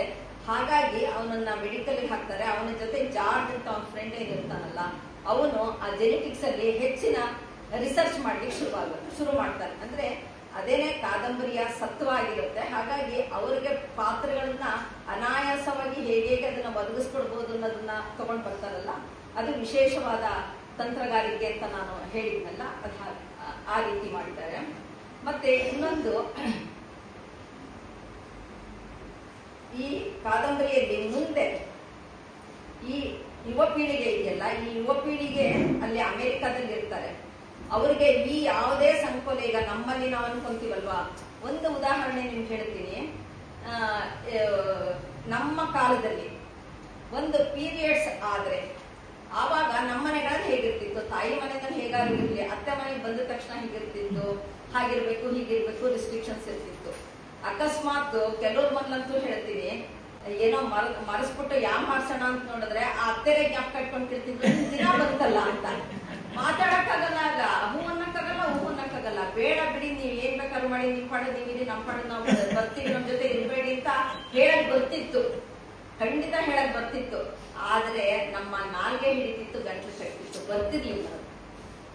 ಇವತ್ಕೂನು ಈಗ ನಮ್ ಕಾಲ ಆಯ್ತು ಬಿಡಿ, ಈಗ ನಾವೆಲ್ಲ ಅನುಭವಿಸಿದ್ದಾಯ್ತು. ಈಗಿನ ಕಾಲದಲ್ಲೂ ಕೆಲವೊಬ್ರು ನಮ್ಮ ಮನೆಗೆ ಬರುವಾಗ ಕೇಳ್ತಾರೆ, ಆಂಟಿ ನಂದು ಇವತ್ತು ಪೀರಿಯಡ್ಸ್ ಇದೆ, ನಾನು ಈ ಮನೆಗೆ ಏನಾದ್ರು ಬರಬಹುದಾ ಅಂತ. ಮತ್ತೆ ಅವ್ರು ಯಾರೂ ಸಾಧಾರಣದವರಲ್ಲ, ಎಲ್ಲ ಹೈಲಿ ಎಜುಕೇಟೆಡ್. ಮತ್ತೆ ಈ ಪೀರಿಯಡ್ಸ್ ಅಂದ್ರೆ ಏನು ಅಂತ ಯಾವ್ದೋ ಒಂದ್ ಕಾಲದಲ್ಲಿ ಏನೋ ಅವ್ರದ್ದು ಒಂದ್ ರೀತಿ ಯಾವ ರೀತಿ ಗೊತ್ತಿಲ್ಲ. ಸೈಂಟಿಫಿಕ್ ಆಗಿ ಏನು ಅನ್ನೋದು ನಮ್ಗೆಲ್ರಿಗೂ ಗೊತ್ತಿದೆ. ಎಲ್ಲಾ ಹೆಣ್ಮಕ್ಳು ಇದ್ರ ಬಗ್ಗೆ ತಿಳ್ಕೊಂಡಿರೋರು. ನಾ ದೇವಸ್ಥಾನಕ್ಕೆ ಬರಕ್ಕಾಗಲ್ಲ ಆಂಟಿ, ಯಾರು ತಡೀತಾರೆ ಇವ್ರನ್ನ, ಯಾರು ಕೇಳಕ್ ಹೋಗ್ತಾರೆ? ಹೋಗ್ಬೋದಲ್ಲ ಧಾರಾಳವಾಗಿ. ನಮ್ಮನೆಗೆ ಅವಳು ಹೇಳದೆ ಬಂದ್ರೆ ನನ್ಗೆ ಏನ್ ಗೊತ್ತಾಗುತ್ತೆ, ಅಥವಾ ಹೇಳ ಬಂದ್ರು ಏನಾಗುತ್ತೆ ಅನ್ನೋದು ಮುಂದಿನ ಪ್ರಶ್ನೆ, ಅದು ಬೇರೆ. ಆದ್ರೆ ಅವ್ರ ಮನಸ್ಸು ಹೇಗೆ ಹಿಡಿಯುತ್ತೆ ಅಂತ, ಅಂದ್ರೆ ಈ ತಾಕಲಾಟ ಇದೆಯಲ್ಲ, ಇದು ಯಾವ ದೇಶದಲ್ಲಾಗ್ಲಿ ಯಾವ ಕಾಲಮಾನದಾಗ್ಲಿ, ಇದು ಒಂದು ಉದಾಹರಣೆ ನಾನು ಕೊಟ್ಟಿದ್ದಷ್ಟೇನೆ. ಇಂಥ ತಾಕಲಾಟಗಳು ಎಲ್ಲ ಕಡೆ ಎಷ್ಟೊಂದು ಇರುತ್ತೆ. ಅದರಲ್ಲೂ ವಿಶೇಷವಾಗಿ ಹೆಣ್ಣು ಮಕ್ಕಳಿಗೆ ಬಹಳ ಇರುತ್ತೆ. ಯಾಕಂದ್ರೆ ನಾವು ಸ್ವಲ್ಪ ಸೂಕ್ಷ್ಮ ಸ್ವಭಾವದವರಾಗಿರ್ತೀವಿ. ಸ್ವಲ್ಪ ನಮಗೆ ಸಮಾಜದ ಬಗ್ಗೆ ಹೆದರಿಕೆ ಇರುತ್ತೆ, ಅಥವಾ ನಮ್ಮಲ್ಲೇ ಒಳಗಡೆ ಒಂದ್ ಸ್ವಲ್ಪ ಇನ್ಫೀರಿಯಾರಿಟಿನೂ ನಮ್ಗಿರುತ್ತೆ. ಹೀಗೆಲ್ಲ ಇರುತ್ತೆ. ಆದ್ರೆ ಗಂಡಸರಿಗೆ ಹಾಗಾಗತ್ತಾ, ಅವ್ರಿಗಿರುತ್ತಾ ಅಂತ ನೋಡಿದ್ರೆ ಅವ್ರಿಗೂ ನಾವ್ ಎಷ್ಟೋ ಸತಿ ನೋಡ್ತೀವಲ್ಲ, ಆ ರೀತಿ ಎಲ್ಲ ಇರುತ್ತೆ. ಆದ್ರೆ ಅವ್ರು ಅದನ್ನ ಎದುರಿಸ್ಕೊಂಡು ಎಷ್ಟೋ ಸತಿ ಬರ್ತಾರೆ, ಅಥವಾ ತೋರಿಸ್ಕೊಳ್ಳಲ್ಲ, ಅಥವಾ ಒಂದಿಷ್ಟು ಪಂಟಾಟದಲ್ಲಿ ಆಗ್ಬೋದು. ಈ ಕಾದಂಬರಿನಲ್ಲಿ ಅಂದ್ರೆ ಒಂದು ತಲೆಮಾರಿನ ಪಾತ್ರಗಳಿಗೆ ಈ ತರ ಎಲ್ಲ ಆಗಿ ಆ ಒಂದು ಈ ಸಂಕೋಲ, ಈ ನಿಗಳ ಏನಾಗುತ್ತೆ, ಆ ಮೌಲ್ಯದ್ದಾಗ್ಲಿ ಅಥವಾ ಆದರ್ಶದ್ದಾಗ್ಲಿ ಅಥವಾ ಕಟ್ಟುಪಾಡು, ನಂಬಿಕೆ ಇವೆಲ್ಲ ಆಕೆನ ಸಂಕೋಲಿನಲ್ಲಿ ಹಾಕ್ತಾ ಇರುತ್ತೆ. ಅದನ್ನ ಹಾಗೆ ಅವಳನ್ನ ಬಂಧಿತ ಆಗಿರ್ತಾಳೆ. ಅವಳು ತನಗೆ ಗೊತ್ತಿಲ್ದೇನೋ ಬಂಧಿತಾಳಂತೂ ಆಗೋಗ್ಬಿಟ್ಟಿರ್ತಾಳೆ. ಆದ್ರೆ ಮುಂದಿನ ತಲೆಮಾರು ಅಮೆರಿಕಾದಲ್ಲಿ ಓದಿದ ಮಕ್ಕಳುಗಳು, ಅವ್ರಿಗೆ ಆ ಸಂಕೋಲೆ ಬೇಡ ಆಗಿತ್ತು. ಹೌದಾ? ಯಾರಲ್ಲಿ ಯಾರು ಕೇಳೋರು ಅವ್ರನ್ನ? ಆದ್ರೆ ಇದೇ ಸಂಕೋಲೆ ಅವ್ರನ್ನ ಅಲ್ಲೂ ಬಂಧಿಸುತ್ತೆ. ಆವಾಗ ಇದನ್ನ ಹೇಗೆ ಎದುರಿಸೋದು, ಅವ್ರು ಹೇಗೆ ಎದುರಿಸಿದ್ರು ಅನ್ನೋದು ಈ ಇಡೀ ಕಾದಂಬರಿಯ ತಥ್ಯ. ಮತ್ತೆ ಇನ್ನೊಂದು ಬಹಳ ತಂತ್ರಗಾರಿಕೆ ನಮ್ಗೆ ಇಷ್ಟ ಆಗಿದ್ದು ಯಾಕೆ ಅಂತಂದ್ರೆ, ಮೊದಲೆಲ್ಲ ಈ ಎಲ್ಲಾ ಫಿಲಾಸಫಿ ಆಗಲಿ, ಲಿಟರೇಚರ್ ಆಗಲಿ, ಎಲ್ಲಾ ಇಸಮ್ಗಳು ಎಲ್ಲಾದ್ರ ಬಗ್ಗೆ ಬಹಳ ಸುದೀರ್ಘ ಚರ್ಚೆಗಳೆಲ್ಲ ಆಗುತ್ತೆ. ಎಲ್ಲಾ ಚರ್ಚೆಗಳಾಗಿ ಇದೆಲ್ಲ ಪ್ರಾಕ್ಟಿಕಲ್ ಆಗಿ ಅದು ನಮಗೆ ಬಂದು ಸುತ್ತಕೊಡುತ್ತೆ ಅಂತ ಯಾವ ಪಾತ್ರಗಳಿಗೂ ಗೊತ್ತಿರಲ್ಲ. ಒಂದು ದಿವಸ ನಮಗ್ ಬಂದು ಸುತ್ತಕೊಳ್ಳೋದಪ್ಪ ಅನ್ನೋ ಒಂದು ಸಣ್ಣ ಸಾಸಿವೆ ಕಾಳಷ್ಟು ಕಲ್ಪನೆ ಕೂಡ ಇರಲ್ಲ. ಆದ್ರೆ ಅದು ಬಂದು ಸುತ್ತಕೊಂಡಾಗ ಹೇಗೆ ಅವ್ರು ಅದನ್ನ ಫೇಸ್ ಮಾಡ್ತಾರೆ, ಯಾವಾಗ್ಲೂ ಅದೇ ಮುಖ್ಯ ಅಲ್ವಾ? ಬೇಕಾದಷ್ಟು ಸುತ್ತಕೊಂಡು ಥಿಯರಿ ಹೇಳ್ತಿರ್ತೀವಿ, ಅದು ನಮ್ಮ ಬುಡಕ್ ಬಂದಾಗ ನಾವು ಹೇಗೆ ನಡ್ಕೊಂತೀವಿ ಅನ್ನೋದೇನೆ ಮುಖ್ಯ. ಆ ರೀತಿ ಬಂದಾಗ ಅವರು ಏನ್ ಮಾಡಿದ್ರು, ಮತ್ತೆ ಲೇಖಕಿ ಅಂತೂ ಆ ಕ್ಲೈಮ್ಯಾಕ್ಸ್ ನ ಬಹಳ ಚೆನ್ನಾಗಿ ತಗೊಂಡು ಹೋಗಿದ್ದಾರೆ. ನನಗೆ ಇಷ್ಟ ಆಯ್ತು. ಯಾಕಂದ್ರೆ ಹೀಗಾಗೋಯ್ತಾ ಹಾಗಾಗೋಯ್ತಾ ಅಂತ ವಿಪರೀತ ಆಲಾಪ ಪ್ರಲಾಪ ಗೋಳಾಟ ಏನು ಮಾಡದೆ ಅಲ್ಲಿಗೆ ಮೌನ ಮೌನ ಮೌನ ಮಾಡ್ಬಿಟ್ಟಿದ್ದಾರೆ. ಅದೆಲ್ಲ ಆ ನೋವಿನ ಭಾರ ಎಲ್ಲ ನಾವು ಹೊತ್ಕೊಂಡು ನಾವು ಯೋಚನೆ ಮಾಡ್ಬೇಕು, ನಾವು ಬೇಜಾರು ಮಾಡ್ಕೋಬೇಕೆ ಹೊರತು ಅವರು ಆ ಪಾತ್ರಗಳ ಹತ್ರ ಬಹಳ ಬಹಳ ಬಹಳವಾಗಿ ಅತೀವವಾಗಿ ಗೋಳಾಡಿಸಿ ಮಾಡಿಲ್ಲ. ಅಂದ್ರೆ ಇದು ಬಹಳ ಕಷ್ಟದ ಕೆಲಸ. ಇದನ್ನ ಬಹಳ ಚೆನ್ನಾಗಿ ನಿರ್ವಹಿಸಿದ್ದಾರೆ ಲೇಖಕಿ. ಹಾಗಾಗಿ ನಾನು ಅವರಿಗೆ ಮತ್ತೊಮ್ಮೆ ಪೂರ್ತಿ ಅಭಿನಂದನೆ ತಿಳಿಸ್ತೀನಿ. ಮತ್ತೆ ಇನ್ನೊಂದು ವಿಷಯ, ಇಲ್ಲಿ ಗಂಡು ಹೆಣ್ಣಿನ ದೈಹಿಕ ಸಂಪರ್ಕ ಬೇಕಾದಷ್ಟು ಬರುತ್ತೆ. ಆದ್ರೆ ಯಾವ ಮುಚ್ಚುಮರೆನೂ ಇಲ್ಲದೆ ಆ ಪರಸ್ಪರರ ಭಾವಗಳನ್ನ ಬಹಳ ಚೆನ್ನಾಗಿ ಚಿತ್ರಿಸಿದ್ದಾರೆ. ಅದು ಬಹಳ ಕಷ್ಟದ ಕೆಲಸ. ಅದನ್ನ ಅವರು ಡಾಕ್ಟರ್ ಆಗಿರೋದಕ್ಕೆ ಹೆಚ್ಚಾಗಿ ಆ ಒಂದು ಆಂಗಲ್ ಇಂದ ನೋಡಿ, ಮತ್ತೆ ಅಷ್ಟೆಲ್ಲ ಚೆನ್ನಾಗಿ ಲೇಖಕಿ ಅಲ್ವಾ ಬರಹಗಾರರು ಎರಡೂ ಸೇರ್ಕೊಂಡೋದಕ್ಕೆ ಬಹಳ ಚೆನ್ನಾಗಿ ಚಿತ್ರಿಸಿದ್ದಾರೆ. ಅದನ್ನ ಬೇರೆಯವರು ಅಷ್ಟರ ಮಟ್ಟಕ್ಕೆ ಚಿತ್ರಿಸೋದು ಕಷ್ಟ ಆಗುತ್ತೇನೋ ಅಂತ ನನಗೆ ಒಂದೊಂದ್ಸತಿ ಅನ್ಸುತ್ತೆ. ಡಾಕ್ಟರ್ ಹೊರಕ್ಕೆ ಇನ್ನೂ ಅದರ ಆಳಕ್ಕೆ ಇಳಿದವರು ಮತ್ತೆ ಅದ್ರ ಜೊತೆಗೆ ಭಾವ ಸೇರಿಸಿರೋದಕ್ಕೆ ಇಷ್ಟೆಲ್ಲ ಚೆನ್ನಾಗಿ ಆಗುತ್ತೇನೋ ಅಂತ ನನಗೆ ಅನ್ಸುತ್ತೆ. ಮತ್ತೆ ಈ ಒಂದು ಅರ್ಧ ಗಂಟೆ ಆಯ್ತು ನನಗೆ ಕೊಟ್ಟಿರೋ ಟೈಮ್ ಮುಗಿದಿದೆ. ಒಂದು ಎರಡೇ ಈ ಕಾದಂಬರಿಗಳಲ್ಲಿ ಬಹಳಷ್ಟು ಆಣಿಮುತ್ತುಗಳಿದೆ. ಅದನ್ನೆಲ್ಲ ಹೇಳ್ತಾ ಕೂತ್ಕೊಳ್ಳೋಕೆ ಸಮಯ ಇಲ್ಲ. ಎರಡೇ 2 ನಿಮಿಷ, ಇನ್ನು 2 ನಿಮಿಷದಲ್ಲಿ ನಾನು ಮುಗಿಸ್ತೀನಿ. ಅದರಲ್ಲಿ ಒಂದು ಹೀಗಿದೆ: life is a great span between 2 great miseries. 2 ಅದ್ಭುತ ನಿಗೂಢಗಳ ಮಧ್ಯೆ ಇರುವ ಸಣ್ಣ ವ್ಯಾಪ್ತಿ ಈ ಜೀವನ. ಹೆಚ್ಚಿನ ಜನರಿಗೆ ತಮ್ಮ ಜೀವನ ಶುಭ್ರವಾದ ಬಿಳುಪಾದ ಹಾಳೆ ಆಗಿರಬೇಕು. ಜೀವನದ ನಾಯಕ ಅಥವಾ ನಾಯಕಿ ತಾವೇ ಆಗಿ ಚಿತ್ತಾರ ಬಿಡಿಸುತ್ತಾ ಹೋಗಬೇಕು ಅಂತ ಆಸೆ ಇರುತ್ತೆ. ಆದರೆ ವಾಸ್ತವದಲ್ಲಿ ಹಾಗಾಗಲ್ಲ. ಯಾರೋ ಬಂದು ಅಕಸ್ಮಾತ್ ಆಗಿಯೋ ಅವರ ಸ್ವಾರ್ಥಕ್ಕೋ ಕಪ್ಪು ಬಣ್ಣದ ಶಾಯಿ ಚೆಲ್ಲಿ ಹೋಗ್ತಾರೆ. ಇಲ್ಲ ಅಂದ್ರೆ ನಮ್ಮ ಮೊಣಕೈಯೇ ತಗಲಿ ಅದು ಚೆಲ್ಲಿ ಬಿಡಬಹುದು, ಏನೂ ಮಾಡೋದಕ್ಕಾಗಲ್ಲ. ಈ ರೀತಿನೇ ಈ ಕಾದಂಬರಿಗಳಲ್ಲಿ ಆಗುತ್ತೆ ಕೆಲವು ಸತಿ. ನಮ್ಮ ಹಿಂದಿನ ತಲೆಮಾರುಗಳಲ್ಲಿ ಅವರ ಪ್ರಪಂಚದಲ್ಲಿ ಹೆಣ್ಣು ಗಂಡಿನ ಗಡಿರೇಖೆಗಳು ನಿಚ್ಚಳವಾಗಿ ಬರೆಯಲ್ಪಟ್ಟಿದ್ದವು. ಅವನ್ನು ದಾಟುವ ಧೈರ್ಯವಿರಲಿ, ದಾಟುವ ಅವಶ್ಯಕತೆಗಳು ಅಥವಾ ಬಯಕೆ, ತೊಳಲಾಟ, ಹಪಾಹಪಿ ಅವರಿಗೆ ಕಾಣಿಸ್ತಾ ಇರಲಿಲ್ಲ. ಆದ್ರೆ ಈಗ ನಮಗೇನಾಗಿದೆ ಅನ್ನೋದು ನಮಗೆ ಕಾಂಪಿಟೇಷನ್. ನನ್ನ ದಿಕ್ಸೂಚಿ ಮತ್ತು ನನ್ನ ದೃಷ್ಟಿಕೋನ ಮಾತ್ರ ನನ್ನ ದಾರಿದೀಪಗಳಾಗಬೇಕು. ಅಂದ್ರೆ ಬಾಕಿ ಹೇಳೋದಕ್ಕೆಲ್ಲ ಬಹಳ ತಲೆ ಕೆಡಿಸ್ಕೋಬಾರ್ದು, ಇಷ್ಟೇ ನಮಗೆ ಬಹಳ ಮುಖ್ಯ ಅಂತ ಹೇಳ್ತಾರೆ. ಮೌಲ್ಯಗಳು ಕಲ್ಲಿನಲ್ಲಿ ಕೆತ್ತಿದ ಗಡಿರೇಖೆಗಳಲ್ಲ, ಕಬ್ಬಿಣದ ಶರಪಂಜರವಂತೂ ಅಲ್ಲವೇ ಅಲ್ಲ. ಬುದ್ಧಿ ಭಾವಗಳ ಸುಂದರ ಹೂವಿನ ನಿಗಳಗಳು. ಅವನ್ನು ಕಾಲಿಂದ ತುಳಿಯದೆ ಹರಿಯದೆ ದಾಟಬೇಕು. ಇಲ್ಲವೇ ನಿಧಾನವಾಗಿ ಅದನ್ನು ತಳ್ಳುತ್ತಾ ನಮ್ಮ ಸೆರೆಮನಿಯನ್ನು ಅಗಲ ವಿಸ್ತಾರವನ್ನಾಗಿ ಮಾಡಿಕೊಳ್ಳಬೇಕು. ಈ ನಿಗಳ ಅನ್ನೋ ಒಂದು ಇದ್ರದ್ದು ಚೆನ್ನಾಗಿ ಅರ್ಥ ಆಗುತ್ತೆ. ನನ್ನ ಜೀವನದ ಕಣದಲ್ಲಿರುವ ಜೀನ್ಸ್ ಅಂದರೆ ವಂಶವಾಹಿಗಳು ನನ್ನ ಅಪ್ಪ ಅಮ್ಮನಿಂದ ಬಂದಿದ್ದು. ಇದೆಲ್ಲ ನನ್ನ ಅಜ್ಜ ಅಜ್ಜಿ ಮುತ್ತಜ್ಜ ಮುತ್ತಜ್ಜಿ ಹೀಗೆ ವಂಶ ಪಾರಂಪರಿಕವಾಗಿ ಬಂದಿದ್ದು. ಅದರಿಂದಲೇ ನನ್ನ ದೇಹ ಮನಸ್ಸು ಎಲ್ಲ ಕೋಶಗಳು ಉದ್ಭವಿಸಿತ್ತು. ಅಂದರೆ ಇದು ನಾನು ಬಳಸಿಕೊಳ್ಳಲು ಬಳುವಳಿಯಾಗಿ ಬಂದ ಚರ ಆಸ್ತಿ. ಬಾಕಿ ಇನ್ಯಾವುದೋ ಅಲ್ಲ ಚರ ಆಸ್ತಿ, ಇದು ನಿಜವಾದ ಚರ ಆಸ್ತಿ. ಹಾಗಾಗಿ ಅವರು ಕೊಟ್ಟ ಆಸ್ತಿಯನ್ನು ನಾನು ಉಳಿಸಿ ಬೆಳೆಸಬೇಕು. ಅಂದರೆ ನನ್ನ ಗರ್ಭದಲ್ಲೇ ಇನ್ನೊಂದು ಜೀವ ಮೂಡಲೇಬೇಕು. ನನ್ನಲ್ಲಿರುವ ಎಲ್ಲ ವಂಶವಾಹಿನಿಗಳನ್ನು ಈ ಭೂಮಿಗೆ ಮತ್ತೊಂದು ಉಸಿರಾಡುವ ಜೀವಿಗೆ ರವಾನೆ ಮಾಡಿ ಹೋಗಬೇಕು. ಇದನ್ನ ನಮ್ಮ ಇವತ್ತು ಯಂಗ್ಸ್ಟರ್ಸ್ ಖಂಡಿತ ಇದನ್ನು ಕೇಳ್ಕೋಬೇಕು. ಯಾಕಂದ್ರೆ ನಮ್ಮ ಆಫೀಸಿಗೆ ಬರ್ತಾರೆ, ಏನು ಇರ್ತ ಎಲ್ಲ ಹೇಳಿದ್ಮೇಲೆ ನಮ್ದು ಡಿಂಕ್ ಪಾಲಿಸಿ ಮೇಡಮ್ ಅಂತಾರೆ. ಏನದು ಡಿಂಕ್ ಪಾಲಿಸಿ ನನಗೆ ಗೊತ್ತಿಲ್ಲ ಅಂದ್ರೆ ಡಬಲ್ ಇನ್ಕಮ್ ನೋ ಕಿಡ್ಸ್ ಅಂತ. ಆ ರೀತಿ ಇಂಥ ಹೊಸ ಪಾಲಿಸಿಗಳು ತಾವೇ ಮಾಡ್ಕೊಂಡು ತಮ್ಮ ಅದಕ್ಕೊಂದು ಹೆಸರು ಕೊಟ್ಕೊಂತಾರೆ. ಅವರುಗಳೇ ಇದನ್ನು ತಿಳ್ಕೊಳ್ಬೇಕು. ಈ ಅಮೆರಿಕಕ್ಕೆ ನಾವೆಲ್ಲ ಬೇರೆ ದೇಶ ಸಂಸ್ಕೃತಿಯಿಂದ ಬಂದವರು, ಕೆಲವರು ಇಲ್ಲೇ ಹುಟ್ಟಿದವರು. ನಾವೆಲ್ಲ ಒಂದೇ, ಆದರೂ ನಾವೆಲ್ಲರೂ ಒಂದೇ ಪಾತ್ರೆಯಲ್ಲಿ ಕೊತ ಕುದಿದು ಒಂದೇ ಬಗೆಯ ನೀರಾಗುತ್ತೇವೆ. ಶಾರೀರಿಕ ಸಂಪರ್ಕ, ಮದುವೆ, ವಿಚ್ಛೇದನಗಳ ಬಗ್ಗೆ ಹೇಳ್ತಾರೆ. ಒಂದು ದೇಶದಲ್ಲಿ, ಕಾಲದಲ್ಲಿ, ಸಂಸ್ಕೃತಿಯಲ್ಲಿ ಮೌಲ್ಯ ಎನಿಸಿಕೊಂಡಿದ್ದು ಮತ್ತೊಂದು ದೇಶ, ಕಾಲ, ಸಂಸ್ಕೃತಿಯಲ್ಲಿ ವಿಲಕ್ಷಣ ಎನ್ನಿಸಿಕೊಳ್ಳುವುದಾದರೆ ಮೌಲ್ಯಗಳು ಸಾರ್ವಕಾಲಿಕ ನಿತ್ಯ ಸತ್ಯಗಳು. ಅವು ಕಾಲಬದ್ಧವಲ್ಲ, ದೇಶಬದ್ಧವಲ್ಲ ಎಂದು ಹೇಳುವುದಾದರೂ ಇದು ನಿಜವಾಗಲೂ ಮುತ್ತಿನಂತ ಮಾತು. ಹೌದಾ? ಅಂದ್ರೆ ನಾವೇ ನೋಡ್ತಾ ಇರ್ತೀವಿ ಎಷ್ಟೊಂದು ಅಯ್ಯೋ ಹಾಗಿತ್ತಪ್ಪ, ಈಗಿಂದ ಏನು ಮೌಲ್ಯ ಅಂದ್ರೆ ಏನಿಗೆ ಅರ್ಥನೇ ಕಳ್ಕೊಂಬಿಟ್ಟಿದೆ ಅಂತ ನಮ್ಗೆ ಅನ್ನಿಸ್ತಿರುತ್ತಲ್ಲ. ಆದ್ರೆ ಅದು ಹೀಗೆ ಆಗ್ತಾ ಹೋಗ್ತಾ ಇರುತ್ತೆ.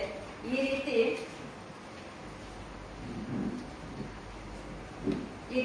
ಈ ಕಾದಂಬರಿ ತುಂಬಾ 400 ಪೇಜು ಹಬ್ಬ ಅನ್ಸುತ್ತೆ ನೋಡಿದಾಗ, ಕೇಳಿದಾಗ. ಆದ್ರೆ ಓದ್ತಾ ಹೋದ್ರೆ ಅದು ಹೇಗೆ ಮುಗಿತು ಕಾದಂಬರಿ, ಓದ್ ಮುಗಿಸಿದ್ವಾ ಅಂತ ಅಬ್ಬಾ ಅಯ್ಯೋ ಹೀಗೆಲ್ಲ ಆಯ್ತಾ, ಇಷ್ಟು ಚೆನ್ನಾಗಿತ್ತಲ್ಲ, ಮುಗದೇ ಹೋಯ್ತಾ ಅಂತ ಒಂದು ನಿರಾಳತೆ ಬಂದ್ರೂ ಮನಸ್ಸಿಗೆ ಒಂದು ರೀತಿ ಸಮಾಧಾನನೂ ಸಿಗುತ್ತೆ.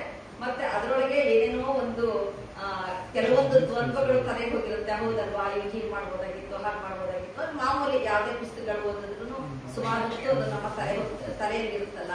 ಆ ರೀತಿ ಈ ಪುಸ್ತಕನು ಸ್ವಲ್ಪ ಹೊತ್ತಲ್ಲ, ತುಂಬಾ ಹೊತ್ತು ನಮ್ಮ ತಲೆಯಲ್ಲಿ ಕೂತಿರುತ್ತೆ, ಮತ್ತೆ ನಮ್ಮ ತಲೆಯಲ್ಲಿ ಅಚ್ಚಾಗುತ್ತೆ. ಅಂತ ಒಂದು ಒಳ್ಳೆ ಸುಂದರ ಕಾದಂಬರಿ ಬರೆದಿದ್ದಾರೆ. ನಾನು ಪೂರ್ತಿ ಕಾದಂಬರಿಯ ಬಗ್ಗೆ ಎಲ್ಲಾದ್ರ ಬಗ್ಗೆ ಬಹಳ ಹೇಳಕ್ ಹೋಗ್ಲಿಲ್ಲ. ಯಾಕಂದ್ರೆ ತುಂಬಾ ಹೇಳಿದ ತಕ್ಷಣ ಕಡೆಗೆ ಕಾದಂಬರಿನೇ ಹೇಳಕ್ ಶುರು ಮಾಡಿದ್ರೆ ಕಾದಂಬರಿ ಕಥೆನೇ ಹೇಳ್ಬಿಟ್ರೆ ಅವಾಗ ಪ್ರಯೋಜನ ಆಗಲ್ಲ ಅಂತ. ಆದ್ರೆ ಇನ್ನು ಒಂದೇ ಒಂದು ವಿಷಯ ನಾನು ಹೇಳಕ್ ಇಷ್ಟಪಡ್ತೀನಿ. ಯಾಕಂದ್ರೆ ಶಾರದಾ ಅವ್ರದ್ದು ಫೇವರೇಟ್ ವಿಷಯ ಅದು. ಅಂದ್ರೆ ಹೆಣ್ಣು ಮಕ್ಕಳಿಗೆ ಸ್ವಾತಂತ್ರ್ಯ ಮತ್ತೆ ಹಕ್ಕು, ಇದ್ರ ಬಗ್ಗೆ ಯಾವಾಗ್ಲೂ ನಾನು ಅವರು ಚರ್ಚೆ ಮಾಡ್ತಾ ಇರ್ತೀವಿ. ಈ ಕಾದಂಬರಿನಲ್ಲಿ ಅವರು ಬಹಳ ಚೆನ್ನಾಗಿ ಬರೆದಿದ್ದಾರೆ.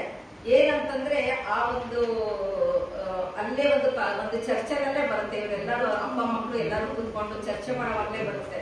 ಆ ದೇಶಗಳಲ್ಲಿ, ನಮ್ಮ ದೇಶದಲ್ಲಿ ನಾವೇನ್ ಅನ್ಕೊಂತಿದ್ವು, ಹೊರ ದೇಶದಲ್ಲೆಲ್ಲ ಅವ್ರಿಗೆಲ್ಲ ಸಿಕ್ಕಾಪಟ್ಟೆ ಸ್ವಾತಂತ್ರ್ಯ, ಅವ್ರು ಹೇಗ್ ಬೇಕಾದ್ರೂ ಇರ್ಬೋದು, ಅವ್ರು ಹಾಗಿರ್ತಾರೆ ಹೀಗಿರ್ತಾರೆ ಅಂತೆಲ್ಲ ನಮ್ಮ ಕಲ್ಪನೆ ಇತ್ತು. ಈಗಲೂ ಸ್ವಲ್ಪ ಆತರ ಕಲ್ಪನೆಗಳಿದೆ, ಇಲ್ಲ ಅಂತಲ್ಲ. ಆದ್ರೆ ಅಲ್ಲಿ ನಿಜವಾದ ಸ್ಥಿತಿ ಹಾಗಲ್ಲ. ಆಗ ನೋಡಕ್ ಹೋದ್ರೆ ನಮ್ಮ ಹಳೆ ಕಾಲದಲ್ಲೇನೆ ನಮ್ಗೆ ಹೆಚ್ಚು ಸ್ವಾತಂತ್ರ್ಯ ಇತ್ತು. ನಮಗೆ ಹೇಗೆ ನಮ್ಮ ಹಕ್ಕುಗಳನ್ನ ಒಂದು ರೀತಿ ನಮ್ಗೆ ಕೊಡ್ತಾ ಇದ್ರು ಅನ್ನೋದನ್ನ ಕಾಣಿಸ್ತಾರೆ. ಅದು ಒಂದು ರೀತಿ ಮನಸ್ಸಿಗೆ ಸಂತೋಷ ಆಗುತ್ತೆ, ಸಮಾಧಾನ ಆಗುತ್ತೆ. ಮತ್ತೊಂದು ವಿಷಯ ಅಂತಂದ್ರೆ ಸುನೀತಾ ಅಂತ ಆಗ್ಲೇ ನಾ ಹೇಳಿದ್ನಲ್ಲ, ಒಂದು ಪಾತ್ರ, ಅವಳು 8ನೇ ತಲೆಮಾರು, ಅಲ್ಲಿ ನೋಡು ಭಾರತೀಯ ಮೂಲದವಳು, ಅಲ್ಲಿ 8ನೇ ತಲೆಮಾರು. ಈ ಜೊತೆಗೆ ಈ ರಾಧಾ, ಇವರಿಬ್ಬರು ಸಂಭಾಷಣೆಗಳು ಹೇಗಿರುತ್ತೆ ಅಂದ್ರೆ, ಒಂದ್ಸತಿ ತಮ್ಮ ಏನೇನು ಅನುಭವ ಆಯ್ತು, ತಮ್ಮ ಕಥೆಗಳನ್ನ ಹಂಚ್ಕೊಳ್ಳುವಾಗ ಆಗ ಅನ್ಕೊಂತಾರೆ, ಯಾವ ದೇಶದಲ್ಲೇ ಇರ್ಲಿ, ಯಾವ ಕಾಲದಲ್ಲೇ ಇರ್ಲಿ, ಹೆಣ್ಣು ಮಕ್ಕಳು ಶೋಷಣೆಗೆ, ದೌರ್ಜನ್ಯಕ್ಕೆ, ದಬ್ಬಾಳಿಕೆಗೆ ಎಷ್ಟೋ ಬಾರಿ ಒಳಗಾಗ್ತಾರೆ. ಎಷ್ಟೋ ಬಾರಿ ಏನು ಬಹಳ ಬಾರಿ ಒಳಗಾಗ್ತಾರೆ. ಆದ್ರೆ ಅದನ್ನೆಲ್ಲಾನು ಧೈರ್ಯದಿಂದ ಎದುರಿಸಿ ಅದನ್ನ ಗೆದ್ದು ಅದರಿಂದ ಹೊರಗಡೆ ಬರ್ಬೇಕಲ್ಲ, ಅದೇ ಒಂದು ಚಾಲೆಂಜ್. ಎಲ್ಲಾ ದೇಶ ಕಾಲದಲ್ಲೂ ಯಾವಾಗ್ಲೂ ಹೀಗೆ ಇರುತ್ತೆ. ನಾವಿಬ್ರು ಸಮಾನ ದುಃಖಿಗಳು ಅಥವಾ ಸಮಾನ ಸುಖಿಗಳು ಅಂತ ಅನ್ಕೊಂಡು ಅವರು ಅಂತ ಮಾತಾಡ್ಕೊಂತಾರೆ. ಅದರಲ್ಲಿ ನಮ್ಗೆ ಈ ಎಲ್ಲಾದ್ರ ಬಗ್ಗೆಯನ್ನು ವಿಶದವಾಗಿ ಈ ಒಂದು ಹಕ್ಕು ಸ್ವಾತಂತ್ರ್ಯದ ಬಗ್ಗೆ ತಿಳಿಯುತ್ತೆ. ಅಂದ್ರೆ ಈ ರೀತಿ ಬಹಳಷ್ಟು ವಿಷಯಗಳಿದೆ. ಹಾಗಾಗಿ ಅವರು ತಮ್ಮ 40-50 ವರ್ಷದ ಅನುಭವಗಳನ್ನ ಅಧ್ಯಯನ ಎಲ್ಲಾನು ದಾರಿ ಎಳೆದು ಇಂಥ ಒಂದು ಉತ್ತಮವಾದ ಪುಸ್ತಕದ ರೂಪದಲ್ಲಿ ತಗೊಂಡ್ಬಂದಿದ್ದಾರೆ. ಹಾಗಾಗಿ ನನ್ನ ಕಳಕಳಿ ಪ್ರಾರ್ಥನೆ ಅಂತಂದ್ರೆ ದಯವಿಟ್ಟು ಎಲ್ಲರೂ ತಗೊಂಡು ಓದೋದು. ಮತ್ತೆ ಅವರು ಈ ಕಾದಂಬರಿಯಲ್ಲಿ ಎಷ್ಟೊಂದು ವಸ್ತುಗಳಿದೆ, ವಿಷಯಗಳಿದೆ ಅಂದ್ರೆ ಅದು ಒಂದೊಂದ್ರ ಬಗ್ಗೆನೇ ಅವರು ಇನ್ನೊಂದು ಹೊಸ ಹೊಸ ಕಾದಂಬರಿಗಳೇ ಬರೀಬಹುದು. ಅಷ್ಟೊಂದು ವಿಷಯಗಳಿದೆ.